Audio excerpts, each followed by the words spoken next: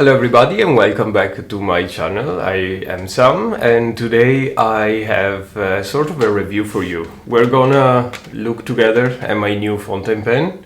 This is a Sailor Fude nib fountain pen that I got on Amazon for about 20 euro. I wanted to try this type of fountain pen for a long time. It has a bent nib which allows you to have a lot of line variation and using as well your favorite waterproof ink. I'm lately getting into watercolor and I have been using for the longest time this type of fine liners here. I was just looking for something more organic and something that would give me a little bit of a better expression of my drawing. So without any further ado, let's look at the pen. I will tell you the features of the pen, what I like about it, what I don't like about it. We do a writing sample and then finally a sketch. So this is the Sailor Fude nib fountain pen and it comes in this lovely cardboard package. This fountain pen is an entry-level Fude fountain pen and you can find it, as I mentioned, on Amazon for about 20 euro. Let me open it and I'll show you what's inside. So here is the pen. As you can see, I got the blue model.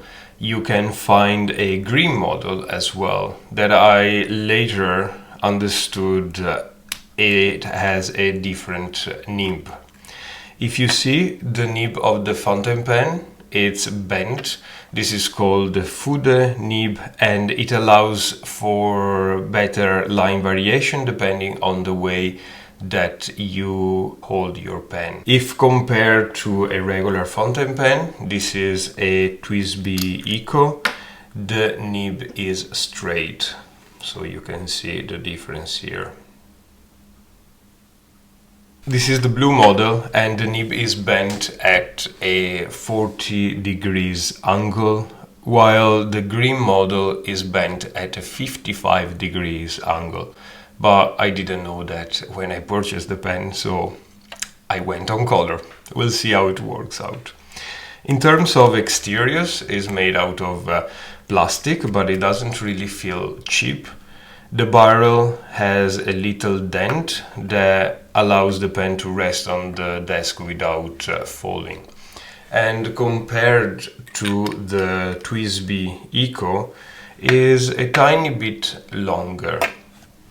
Let me compare as well with a Lamy. It's still a little bit longer. I would say about 2 centimeters longer. Unscrewing the cap, we have a couple of screws, which is quite nice, so you can keep it secure in your pencil case.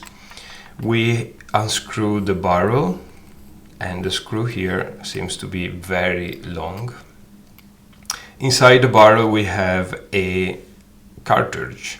As you can see, they don't use international cartridges, but the Sailor proprietary cartridge system, which is no use for me as I want to use a bulletproof ink or a waterproof ink. So I got myself a little converter.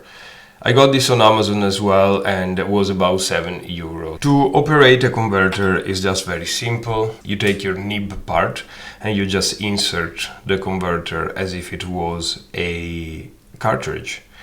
Then with the screwing mechanism you push down the plunger all the way down and then take your bottle of ink, and I am using the Atramentis document ink in black and this is waterproof ink. Put a nib into the ink bottle and unscrew the plunger. It should suck up all the ink and here it is. I just like to dab my ink into a piece of paper so to get rid of the excess ink. Be careful not to screw back the little converter screw because it will mess everything up. and then you just replace the barrel. So let's try it on a piece of paper. This is just a regular notebook. Something to mention is that the cup can post on the barrel, but it gets a little bit longer and heavy for my taste, so I think I'm not going to use it posted. The nib itself is colored in gold, but I suppose it's just a metal nib. So let's give it a try and see if it works straight from the filling. And it actually does. So if the theory is right, the deeper or the more vertical you keep your pen, the thinner are the lines. As you can see, I'm going lower and lower, and it actually gives different line variations, which is exactly what I want. Let's try and write a sentence with this pen. This is not meant, or I didn't purchase this for the scope of writing, but maybe of some interest.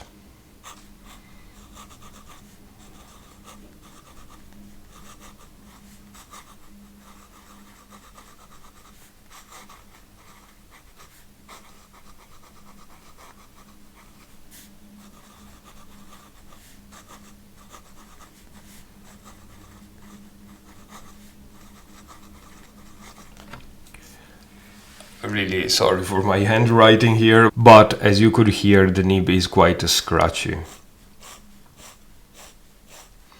And I feel that is due to the fact that we don't have any surface as a regular fountain pen would have.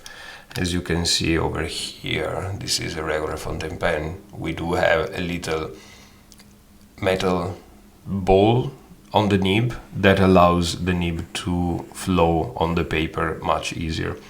But this is not meant to be a pen for Western writing with our Latin alphabet. What else to say about the pen? I think the ink flow is quite nice, and I think the line variation is great. My understanding is that it consumes a lot of ink because, of course, the nib is quite larger and it just requires a lot of ink to flow down. Now, before we start with our drawing experiment, this is my second Sailor Fude nib fountain pen. I bought a previous one here, but when I was trying to set my converter, the barrel cracked straight away. I don't know if it was an issue of this pen, specifically this item, but you might want to be a little bit more attentive when putting into your converter or your cartridges, and you don't want to create any cracks.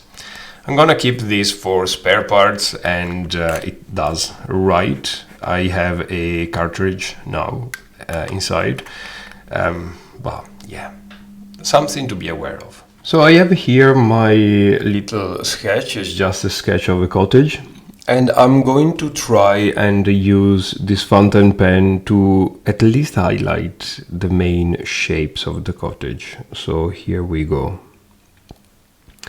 The paper that I'm using is Fabriano watercolor paper, and this is a cold press paper, which means that it gives the watercolor a little bit of a texture. As you can see, the paper has a texture.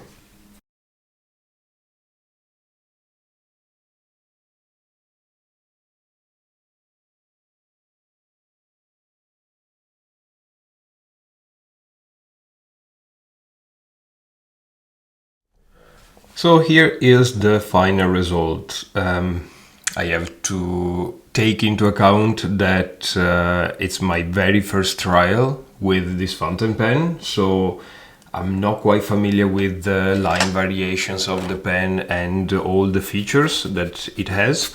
But so far, I think as first trial goes, it's quite interesting.